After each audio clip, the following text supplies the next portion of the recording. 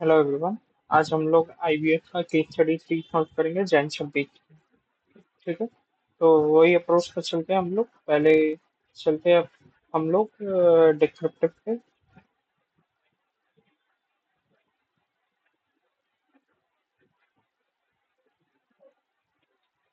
Descriptive आ गया। ठीक है, आप वही देख लेंगे पहले क्या क्या है। Critically evaluate how the EST management could measure the performance of its healthcare and environmental initiatives over the year using the four pillars of value for money। Value for money framework तो आप पढ़ के जाएंगे ही, मतलब cost में आता है ये। तो यहाँ पर लिख लीजिएगा कॉस्ट। ठीक है, यहाँ लिख लीजिएगा।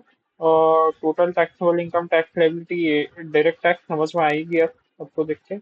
और identify and explain the any three risk to which EST get exposed by importing first of its kind medical equipment for carrying out eye surgery। अच्छा, रिस्क का बात कहाँ होता है? आप लोग सबको पता है रिस्क का बात खाली एक ही जगह होता है, इंपोर्ट में रिस्क मतलब एएफएम।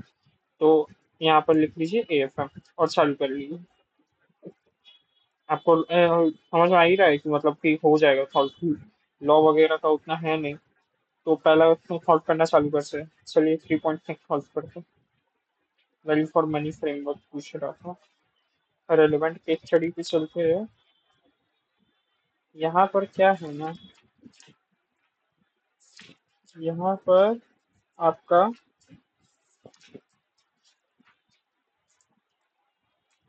ये बड़ा सा केस स्टडी दिया है। अब यहाँ से चालू होगा ईएसटी का कहना। ईएसटी ट्रस्ट है। अब इसका कहना चालू हो रहा है कि ईएसटी इसमें वैल्यू फॉर मनी फ्रेमवर्क पहले होता क्या है, पहले वो समझ आते हैं आप। चलिए, कॉस्ट में है ना, तो कॉस्ट का चलता है इसमें स्टडी मटेरियल एकदम करवा के चलते हैं। ठीक है, कॉस्ट तो एसपीएम 283। 283। अब आपको यहाँ घूमने का ये रहेगा।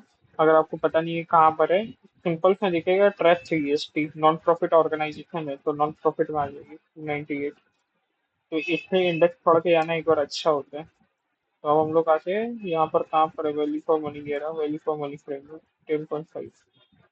10.5 में चलते हैं। 10.5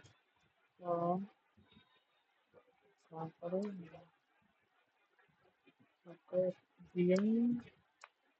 10.5।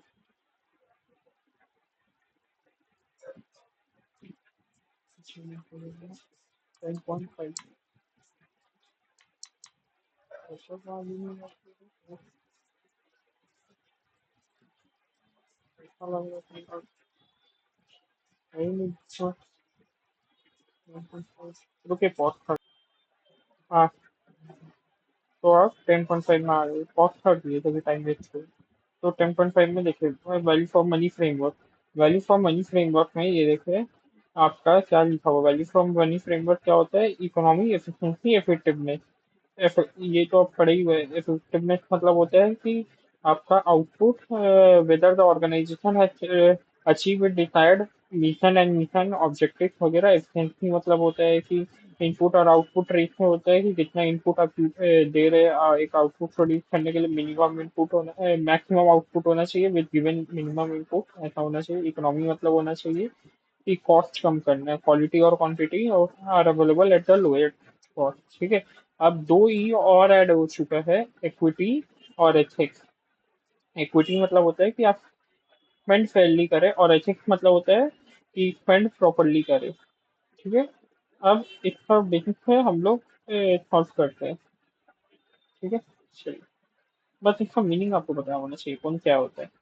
अब यहाँ पर दिया हुआ है, during the financial year 2024-25 health health trust paid a variety of initiative focused on healthcare and environmental sustainability, demonstrating its commitment to the well-being of communities and the preservation of the environment in the city। ये सब फालतू है, number में आएगी। EST has conducted year 50 cleanliness campaigns supported by the distribution of segregated dustbin, a total of ये आपका total of 25 coloured dustbin with twin colours of green and blue costing 400 each have been distributed free of cost to encourage selection. तो इससे आपको क्या समझ आ रहा है, ये क्या है?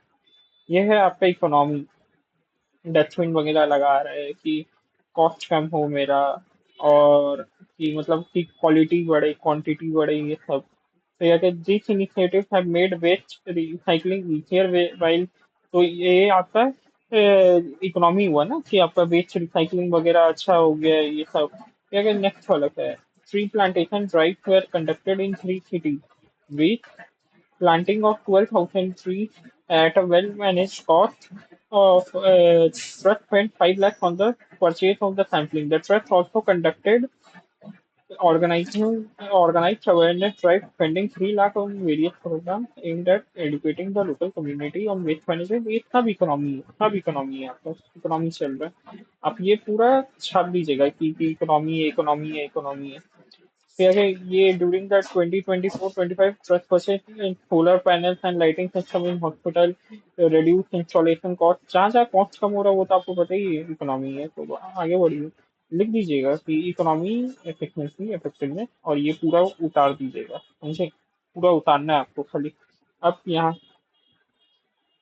से trust organise 60 free medical camp and eye care camp facilitated by local teams of doctors who were providing honorariums for their services. Through this initiative, 25 eye surgery were successfully conducted in the trust-owned hospital, providing healthcare। ये आपका देखिए cost वगैरह कम नहीं कर रही, ये आपका efficiency भी हो सकता है, इफेक्टिवनेस भी हो सकता है, तो दोनों ही हो सकता है। ठीक है, तो आप इंटरचेंजेबली लिख सकते हैं, दोनों ही में लिख दीजिए, आपका मार्क्स तो नहीं काटेगा ना। हो सकता है कि यहाँ आप ज्यादा लिख दिए, ये नहीं लिखे, लेकिन लिख दीजिए, कोई दिक्कत नहीं है। इकोनॉमी तो नहीं है इसमें, ये समझ में आ जा रहा है। अब आपका लास्ट में चलते हैं, लास्ट वाला paragraph, trust implemented cost effective देख के ही आपको समझ में आ गया ये इकोनॉमी है, आगे बढ़िए। ये इकोनॉमी में लिख दीजिएगा। और एक लास्ट पैराग्राफ भी दिया हुआ है कि क्या किया ना, कि आई सर्जरी लेटेस्ट इक्विपमेंट है, ये सब तो नहीं है, लेकिन और क्या किया, the trust provide each of the 5 construction honorarium वगैरह दे रहा था। तो ये आप ये लिख सकते हैं इक्विटी में, कि इक्विटी में था ना कि फ्रंट फेयरली करेगा, तो वही सब आप इक्विटी में लिख सकते हैं करके। और आपका एक सब और कुछ लिखने का जरूरत नहीं है, तो बस एक आंसर देख लेते हैं एक बार। मेन बात क्या था ना, इसमें ऐसे भी है ना, आप जो भी लिख रहे थे ना, ऐसे आपको मार्क्स दे रहा था कि मतलब आपको है कि मार्क्स तो हेडिंग लिखना है और उसके अंदर अंदर कुछ कुछ पॉइंट्स लिखना है। आप अगर जैसे इकोनॉमी का एफिशिएंसी में लिख दिया, एफिशिएंसी का इफेक्टिवनेस में लिख दिया, ऐसे मार्क्स नहीं काटा है इसका। इस बार मतलब जैसे बीच का सजेस्टेड में हम लोग देखे थे कि नहीं काटा है, तो लड़का लोग लिख के आया था। एक है, जैसा हम आपको बोले थे यहाँ पर इकोनॉमी में क्या हुआ था, इकोनॉमी में वो सोलर पैनल का लिखा हुआ है, रेड्यूस इंस्टॉलेशन कॉस्ट, 25 डस्टबिन जो लगाया है, और फिर जो भी था आपका 75 लाख का वारंटी वगैरह, ये सब यहाँ पर आया। एफिशिएंसी में हम आपको अभी जो बोले थे, आई सर्जरी वाला जो ये नहीं लग रहा आपको, तो सब ये सब उतना नहीं लिखना है आपको, खाली वो केस स्टडी उतारना है। फिर कि ये देखिए फिर से एफिशिएंसी में आ गया, ये 2560 आई सर्जरी। इक्विटी में अभी हम आपको जो बोले ऑनरेरियम वगैरह दे रहा था, तो फ्री डिस्ट्रीब्यूशन वगैरह डस्टिंग का ये सब आ गया। ये लोग एथिक्स का नहीं है, एथिक्स का केस स्टडी में कुछ था ही नहीं, तो इसलिए आप इंटरचेंजेबली लिख सकते हैं, बस 5 हेडिंग आपको लिख के आना होगा बस। ये सब ध्यान रखिएगा, ठीक है।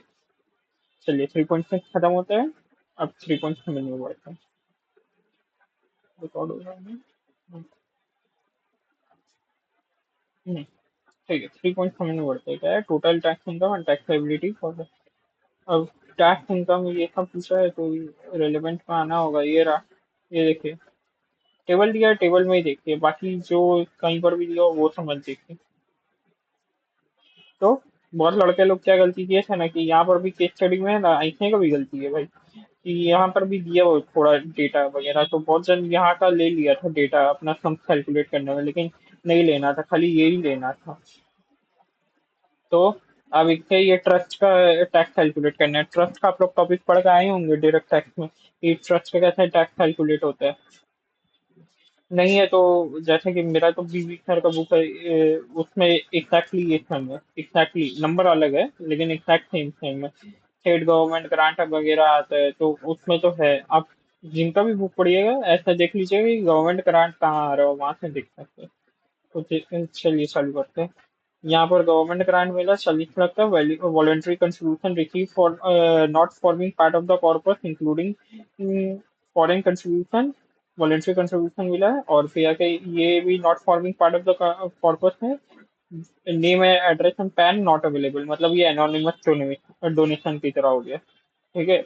नेट इनकम दिया हुआ है, कॉर्पस डोनेशन दिया हुआ है, कॉर्पस डोनेशन और एक दिया हुआ है लेकिन इसमें नेम्स नॉट अवेलेबल, तो ये भी एनोनिमस डोनेशन हो गया।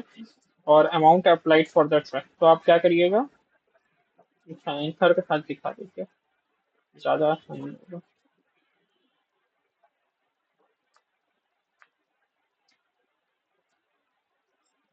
आंसर का साथ देखिए, ज्यादा आसानी होगा। अब इसको ट्राई करिएगा खुद से सॉल्व करने का पहले, ठीक है, फिर आंसर देखिएगा। पॉज कर लीजिए वीडियो, खुद सॉल्व करिए, फिर मेरा साथ आंसर देखिए। तो यहाँ पर आपका क्या है कि स्टेट गवर्नमेंट ग्रांट मिला है 40 लाख का, वो तो वैसे ही लिख लीजिए, 40 का 40 से मिला, 190 मिला, ये भी ऐसे ही लिख लीजिए।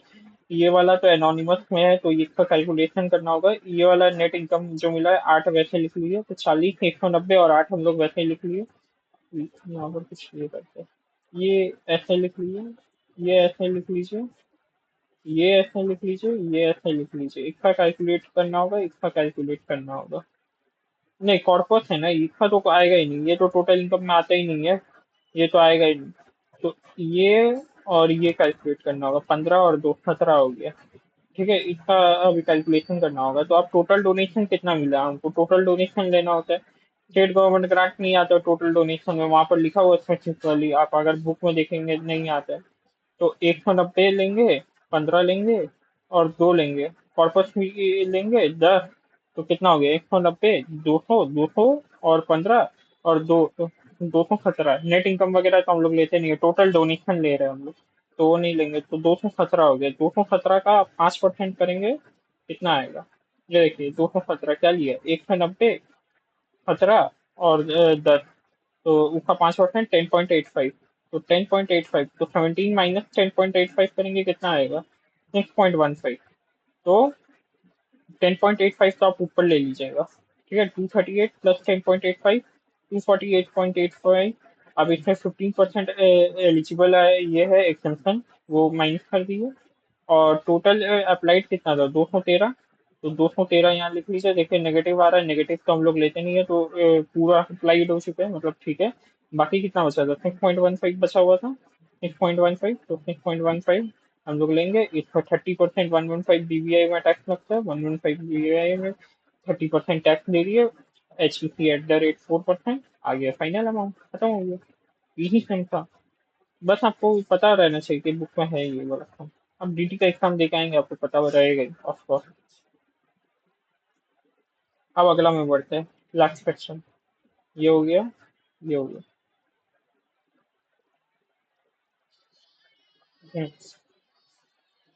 लास्ट क्वेश्चन में बढ़ते हैं। रिस्क बोल रहा है कि कितना रिस्क होता है बाय इम्पोर्टिंग, इम्पोर्ट कर रहा कोई मटेरियल, तो कितना रिस्क होता है, इसका डायरेक्ट क्वेश्चन है एएफएम का थ्योरी बुक में। अगर आप एएफएम का थ्योरी बुक जाएंगे, और जैसे कि मेरा तो हम रोहित शिपर जी का फॉलो करते हैं, तो उनका थ्योरी बुक है।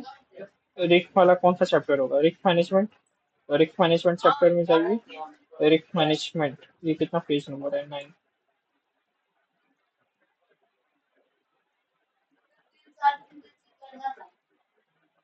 ये रहा, ये देखिए एग्जैक्टली सेम क्वेश्चन है, इंपोर्ट कर रहा है रॉ मटेरियल चाइना से, वही इंपोर्ट वगैरह कर रहा है, तो क्या क्या रिस्क होगा।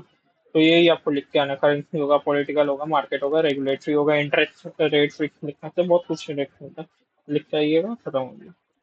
तो 3.678 खत्म। अब हम लोग बढ़ते हैं एमसीक्यू में, देखिए कितना इजी था। हम इसमें बोलते हैं आपको डिस्क्रिप्टिव में सॉल्व करने के लिए, ठीक है। एमसीक्यू देखिएगा, एमसीक्यू 2 3 हार्ड है इसका। चलिए अब पहला वाला एमसीक्यू में आते हैं, 3.1 में। क्या बोला, identify the incorrect statement considering the compliance requirement under the FCRA act 2010। तो आप पहले इसका रेलिवेंट केस स्टडी पढ़ना होगा। ये रहा, EST has been registered under the Income Tax Act 1961 since 1/4/2012 and registered in the 12BB with effect from April 2021 and under the Foreign Contribution Regulation Act with effect from 1st August 2021. EST is not registered under GST, ठीक है? The annual is certified by CMIT, who is not the statutory auditor. ठीक है, इतना तो हमको FCRA में जाना है। हम ये रहा, ये देखिए यहाँ पर है।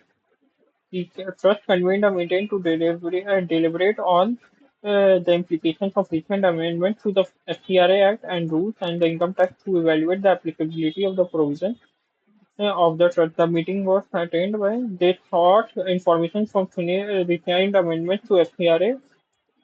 ठीक है, तो और उसका तो FCRA का हमको कुछ दिख रहा नहीं है यहाँ पर। आपको दिख रहा है क्या? यहाँ पर एक लाइन दिया हुआ है कि क्या दिया हुआ है, further inform that during the financial year 2024-25, the trust received a foreign contribution amounting to 75 lakh from foreign agency and NRI. ठीक है, the said funds were received in FCRA account maintained with authorized branch of SBI. ठीक है, और क्या है, और एक यहाँ फकरा अकाउंट दिया हुआ है। क्या है, EST ये पीछे वालों ने प्लान एक्सपेंडिचर ऑन, नहीं से पढ़ लेते क्या जा रहा है। Out of the total contribution receive 55 lakh were utilized for health and environmental undertaken during the year and in addition admin expense incurred amount to 12 lakh. Plan expenditure 3 lakh का हुआ फायर सेफ्टी पे। और क्या हुआ, छोड़िए, EST account department however did not maintain separate records for either receipt or the utilization of the same। ये तो गलत है। ये कोई भी बच्चा बता देगा कि सेम अकाउंट नहीं हो सकता है, अलग अलग रखना होगा। Trust is also maintaining two accounts with other branches of SBI for the purpose of utilising the FCRA account mentioned above. ठीक है, अब क्वेश्चन क्या है, करेक्ट इनकरेक्ट स्टेटमेंट बताना हम लोग को। Annual return for FY 2023-24 has been filed before the due date. Record हो रहा है। हाँ, हाँ, तो एनुअल रिटर्न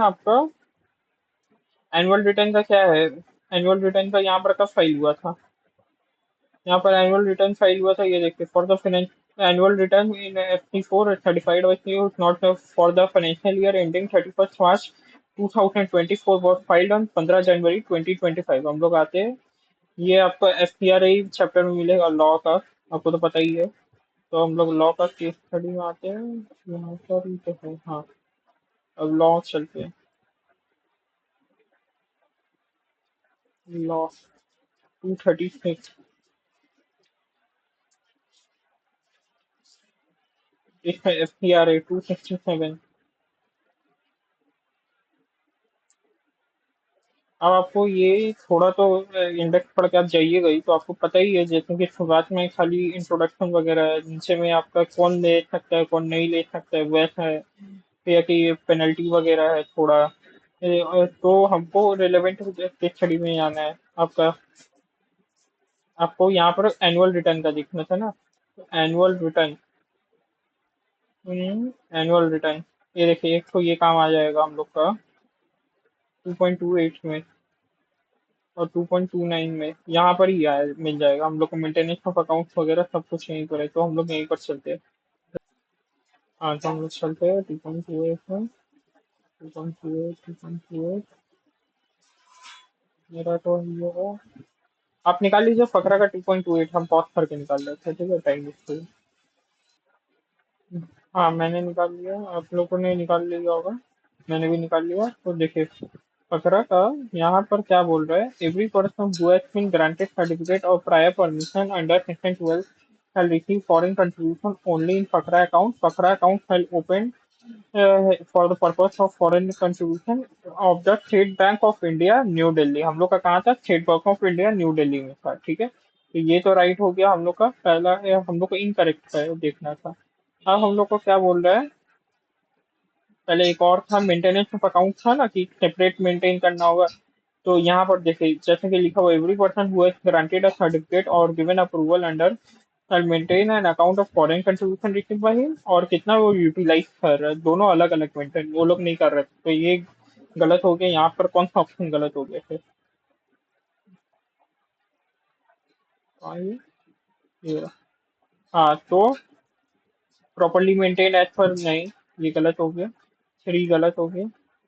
फिर देखे यहाँ पर क्या बोला, foreign contribution amounting to 75 lakh receive from foreign का N N R I has been received in the permitted, हाँ ये राइट हो गया, अभी हम दिखा एसपीआई में मिला, ठीक है। फिर देखे एनुअल रिटर्न का पूछा है, एनुअल रिटर्न का कहाँ है,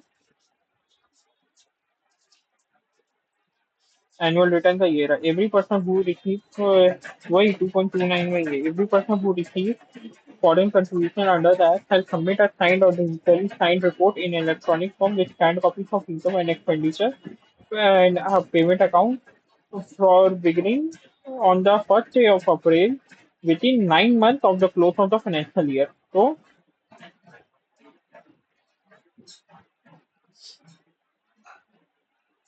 हम्म, और देखिए एक लास्ट लाइन भी पढ़ लीजिए, यहाँ पर देखिए यहाँ पर क्या बोल रहे हैं, every report submitted under the sub rule 2 to 4 shall be duly certified by chartered accountant. हम लोग का कहाँ आ रहा था, वन में आ रहा था, तो हम लोग को सीए का जरूरत नहीं है। यहाँ पर बोला है ना कैन बी सर्टिफाइड, ये भी हम लोग को जरूरत है नहीं, लेकिन देखते हैं यहाँ पर ऑप्शन क्या क्या गलत दे रहे हैं लोग। जरूरत तो है नहीं, लेकिन ये कैन बोला है, तब अगर वो बोलता मस्ट भी तब ठीक था, लेकिन कैन भी बोला है तो ठीक है। तो हम लोग का गलत करने का वजह नहीं मिलता है। तो एनुअल रिटर्न कहाँ पर पूछ रहा, बिफोर ड्यू डेट फाइल हुआ है क्या? हम लोग का एनुअल रिटर्न कब का था, 30 मार्च 24 का, इसका 9 महीना निकालिए कहाँ तक आएगा, 31 दिसंबर 2024। हम लोग कब फाइल किए, 15 जनवरी, 15 दिन डिले फाइल किए, तो हम लोग का डिले हुआ है। तो ये तो गलत ऑप्शन हो गया, बिफोर नहीं है, तो कौन सा ऑप्शन गलत है, 1 एंड 3। अब बहुत जन 1, 3 और 4 मार्क करके आ जाएंगे, पता है यहाँ पर है क्या 1, 3 और 4, हाँ ये वाला, ये मार्क करके आ जाएंगे, लेकिन यहाँ पर कैन भी था, तो वही आपको देखना है कि ये जरूरत है नहीं, तो इसका 1 एंड 3 ऑप्शन राइट है। देख लेते हैं एक बार 3.1 का, ये 1 एंड 3, ठीक है। वर्ड था थोड़ा है। आप सेकंड क्वेश्चन में जाते 3.2, identify the correct statement from the following bye analysing the information in respect of the bond. चलिए चलते हैं, बॉन्ड कहाँ मिला है? ये रहा बॉन्ड, बॉन्ड ये रहा।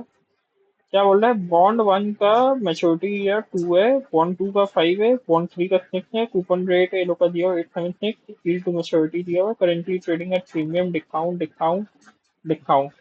आप लोग को पता होगा जितना मेच्योरिटी बढ़ता है, मतलब जितना ड्यूरेशन ऑफ बॉन्ड्स ज्यादा रहता है, उतना हम लोग का रिस्क ज्यादा रहता है। जितना हम लोग का कम मेच्योरिटी रहेगा उतना कम फ्लक्चुएट होगा ना, तो इसलिए कम रिस्क रहता है। तो सबसे कम रिस्क किसका है, बॉन्ड वन का, क्योंकि इसका सबसे जल्दी एक्सपायर्ड होगा। देखते हैं यहाँ पर क्या क्या ऑप्शन दिया हुआ है। बॉन्ड वन है लेट इंटरेस्ट रेट, हम लोग को क्या करना है, करेक्ट। बॉन्ड वन है लेट इंटरेस्ट रेट, सही बात है, एकदम ठीक है, क्योंकि हम लोग का बॉन्ड वन का और सबसे ज्यादा क्या है, थ्री का फ्लक्चुएट होगा। यहाँ पर क्या बोलता है, बॉन्ड थ्री एज लोअर नहीं, हायर इंटरेस्ट रेट है, तो ये गलत हो गया, ये गलत हो गया।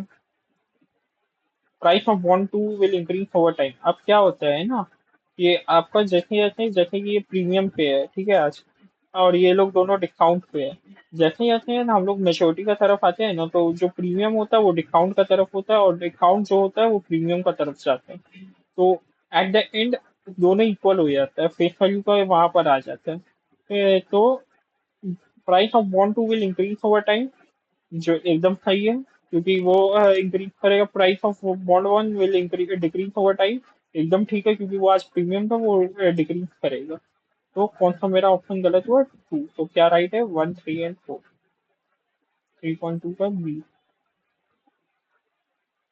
जी, ठीक है। क्या होगी, रिकॉर्ड हो रहा है, हाँ। अब 3.3 में आते हैं,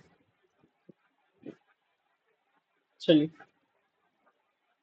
हाँ, one of the consultant answered the questions of the trustees on the matter of ODI is follow. ODI मतलब बोल रहा है तो इसका रेलेवेंट केस स्टडी पे आते हैं, वैसे ही मार्क कर लीजिएगा। ये सब 3.2 3.2 जो जो था मार्क कर लीजिएगा। ओडीआई का ये रहा, तो यहाँ पर मार्क कर लीजिएगा 3.3। यहाँ पर क्या बोल रहा है कि क्वेश्चन किया हुआ है कि ओलो को ओडीआई करना था, तो उसका ये आदमी क्या बोल रहा है, पूछ रहा manager whether ESP can make investment in foreign entity, तो इसका आदमी बोलता है ओडीआई परमिटेड। मैनेजमेंट मतलब उसका मैनेजमेंट बोलता है हाँ ओडीआई परमिटेड है। फिर वो पूछ रहा है अगर परमिटेड है तो रिक्वेस्टेड अप्रूवल किसने लेना होगा, तो वो बोलता है सेंट्रल गवर्नमेंट से लेना होगा। और फिर अगर थर्ड वो पूछता है कि अगर ट्रस्ट के पास ये क्लॉज नहीं है सच इन्वेस्टमेंट करने का, तो ट्रस्ट डीड को अमेंड करना होगा क्या, तो ये बोलता है कि इनकॉर्पोरेट करना होगा, मतलब हाँ ट्रस्ट डीड में अमेंड करना होगा। फोर्थ वो पूछता है कि whether foreign entity needs to engage in the same sector, तो ये बोलता है कि चैरिटेबल सेक्टर में होना चाहिए, ये नहीं है कि सेम सेक्टर में होना चाहिए। तो ओडीआई अब कहाँ आएगा, फेमा में। आप लोग को पता है लॉ, ओडीआई, फेमा। तो लॉ में आइए, ओडीआई में आइए, फेमा में आइए। Law,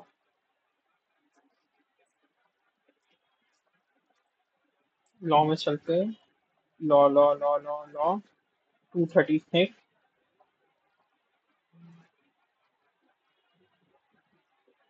FEMA. फेमा ये रहा 263। हम आपका हर जगह स्टॉप नहीं कर रहे, ठीक है। आपका हम तभी स्टॉप कर रहे हैं जब है ना, जैसे कि मेरा है ना ये कंपाइल एक जगह दिया हुआ है, तो हमको है ना 1.1, अगर आप यहाँ देखेंगे 1.1 यहाँ है, और वहां पर भी 1.1 हो रहा है। कहाँ पर बताइए तो इसका पीछे जैसे ये वाला फकरा में, या फिर है ना इकोनॉमिक लॉ में, सिक्योरिटी लॉ में, तो उनको है ना वहां पर ढूंढने में मेरा पास बुक रहेगा रियल में, तो हम तो डायरेक्ट वहीं जाएंगे ना, इसलिए। तो अगर आप इसका फेमा का इंडेक्स पहचानते होंगे, तो शुरुआत में ये लोग शेड्यूल 1 2 3 4 ये सब का ही बात करता रहता है, फिर इसकी भी आ गई, इसकी में नहीं है। अब हम लोग जाते हैं ओवरसीज इन्वेस्टमेंट की, ठीक ऊपर नीचे है 1.4 नेक्स्ट में। अब हम लोग अंदर नहीं जाएंगे, हम लोग ये टॉपिक है सब मेन हेडिंग है, इसके अंदर हम लोग ट्रस्ट खोजेंगे। ट्रस्ट कौन सा है, ओडीआई में Indian entity, Indian entity, Indian entity, ODI by registered trust society, क्योंकि हम लोग का ये स्ट्रीट ट्रस्ट था ना 1.6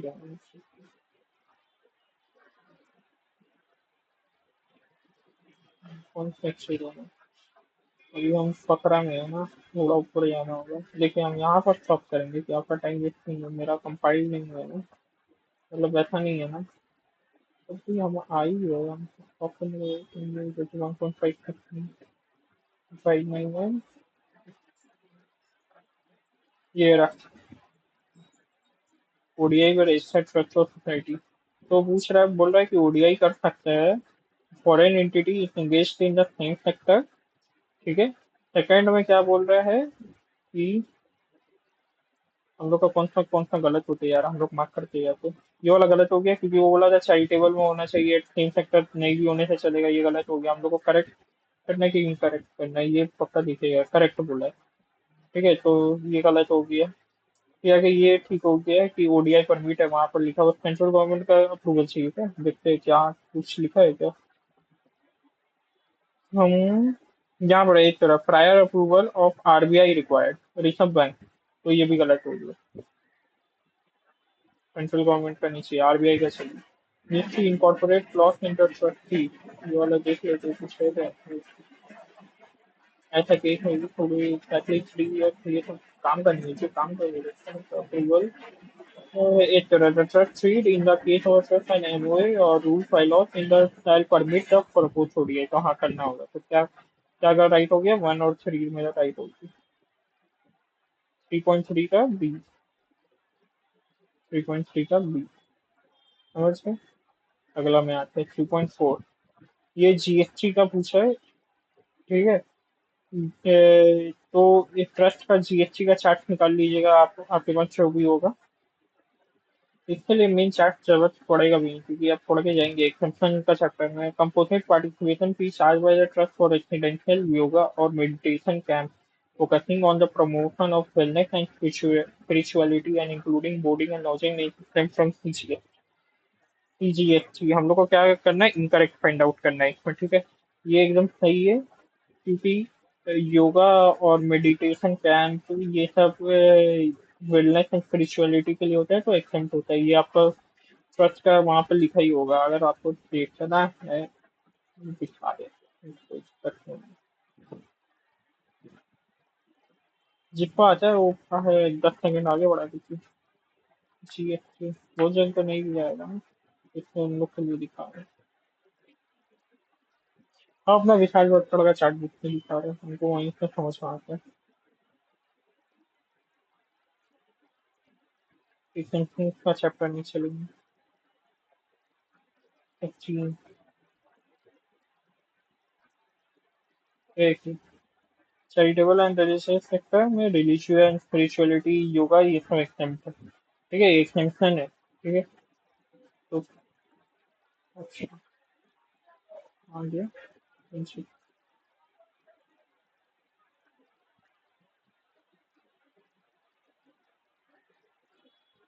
तो ये राइट हो गया। Rental income from community hall will not attract any GST. Rental income का क्या होता है ना, अगर आप देखिएगा यहाँ पर, तो रेंटल इनकम में क्या होता है ना, कम्युनिटी हॉल से, ये देखिए ये वाला मेरा रेंटल इनकम से क्या होता है कि रेंटल इनकम एग्जेम्प्ट होता है अगर वो 10,000 का नीचे हो, तो उसका ऊपर टैक्सेबल होता है। तो हम लोग का कितना है, हम लोग को रिलेवेंट केस स्टडी में देखने में कितना है। खोजिए, ये वाला खोजने में टाइम लगता है यार, एक तो नहीं यही पर हमें देखिए, for the daily rent of 5,000 will be charge. 5,000 का रेंट चार्ज हो रहा है, मतलब 10,000 का नीचे है, तो ये भी जीएसटी अट्रैक्ट नहीं करेगा, ये भी ठीक है। थर्ड नंबर क्या बोल रहा है, EST is required to register under GST, page GST under RCM for services, security service, security service देखना होगा, ये हम पढ़े थे अभी यहाँ पर, जब ये पढ़े थे ना, ये रहा हॉस्पिटल, यहाँ पर भी मार्क करके नंबर लिख लीजिएगा, 2 पॉइंट, ये क्या 3.4 है ना, मार्क करके लिख लीजिएगा। Security Hospital and outsourcing security and cleaning services to external agency paid 7.5 lakhs per annum to ABC Security Service Private Limited and 6 lakhs per annum to Pure Care और partnership firm। तो ABC से ये ले रहा है आपका security, और pure care से क्लीनिंग। क्लीनिंग पे तो कोई आरसीएम वगैरह आता ही नहीं है। सिक्योरिटी पे कब आता है, जब आपका by any person other than body corporate to a registered person। Any person other than body corporate है क्या, नहीं, ये तो खुद ही बॉडी कॉर्पोरेट है, तो ये फॉरवर्ड चार्ज में पेमेंट करेगा, बात खत्म होगी। तो रजिस्टर्ड नहीं, और ये क्या बोला, required to registered on payment of pure care, तो हम बोले ना कि आपका आता ही नहीं आरसीएम में, तो हम का है, तो यहाँ पर 1 और 2 राइट हो गया, हमको क्या था, इनकरेक्ट फाइंड आउट करना, तो 3 और 4 गलत होगी। 3.4 का ई, ठीक है। अब 3.5 lakh question, in our opinion which of the following statements are correct, correct आपको स्टेटमेंट, ठीक है। Application for renewal must be find by each pair, आपका each pair health trust before 110%। अगर आप ट्रस्ट का चैप्टर में आप पढ़े होंगे, आपकी डीटी तो पढ़ के आए हैं, डीटी में बोलता है कि हर 5 साल में हम लोग को ट्रस्ट का लाइसेंस रिन्यू करना है, और वो कब करना है, एटलीस्ट 6 मंथ पहले। 6 मंथ पहले, तो हम लोग का कब में रजिस्टर्ड हुए थे हम लोग, each payer has been registered, हम लोग 12 AB में कब रजिस्टर्ड हुए थे, इससे मतलब नहीं, 12 AB में रजिस्टर्ड हुए तो 1/4/2021, तो इसका 5 साल निकालिए, 1/7/26, 1/7/26 से 6 महीना पहले हम लोग को रिन्यूअल के लिए जाना होगा, तो कितना हो गया, 1/10/25 का पहले, तो ये ऑप्शन पूरा राइट है, ठीक है। अगला क्या है, इलेक्ट्रॉनिकली फाइल करना होगा 10 AB with self certified copies and form should be certified, नहीं, चार्टेड अकाउंटेंट का कुछ वहाँ बात ही नहीं है, आप खुद भी देख सकते हो, तो ये ऑप्शन गलत हो गया। As grant from received from state government for eye surgery was in respect of specific purpose, it will not form a part of corpus and will not be included। नहीं, जब तक कॉर्पस बोलता नहीं हम लोग मानते नहीं है कि कॉर्पस है, तो ये भी गलत हो गया। करेक्ट पूछा था तो ओनली वन करेक्ट। 3.5 का ये, ठीक है। तो इसका एमसीक्यू भी लगभग इजी ही था, बस आपको थोड़ा टाइम लग सकता है कि ये सब ओडीआई वगैरह का फाइंड आउट करने में एग्जाम में, ये थोड़ा टेक्निकल हो गया, ये भी थोड़ा फाइंड आउट करने में थोड़ा टाइम लग सकता है, इसलिए मैं बोलता हूँ कि डिस्क्रिप्टिव का बेसिस पैकेज स्टडी सॉल्व करना चाहिए। ये आपका डिस्क्रिप्टिव से इजी था ना, वैल्यू फॉर मनी फ्रेमवर्क आपको ई का लिखना था, आप थोड़ा इंटरचेंज करके लिख सकते हो, कोई उसमें दिक्कत नहीं है। ट्रस्ट का ये एग्जैक्ट सेम क्वेश्चन बुक में भी है, खाली नंबर चेंज है इधर, कोई दिक्कत ही नहीं है। और ये वाला इंपोर्ट वाला तो आप अगर थोड़ी एएफएम का थोड़ी पढ़ के जाएंगे एग्जाम में, 20 मार्क्स का थोड़ी आता है ये एएफएम में, तो ये भी आपका हो जाएगा, तीनों हो जाएगा 15 मार्क्स में, 12-13 यहाँ मिल जाएगा। यहाँ पर थोड़ा दिक्कत हो सकता है, आपको टाइम लग जाए, इस समय बोलते हैं डिस्क्रिप्टिव का बेसिस पर चुनिएगा। ठीक है, कल मिलते हैं नया केस स्टडी के साथ। Thank you, bye bye.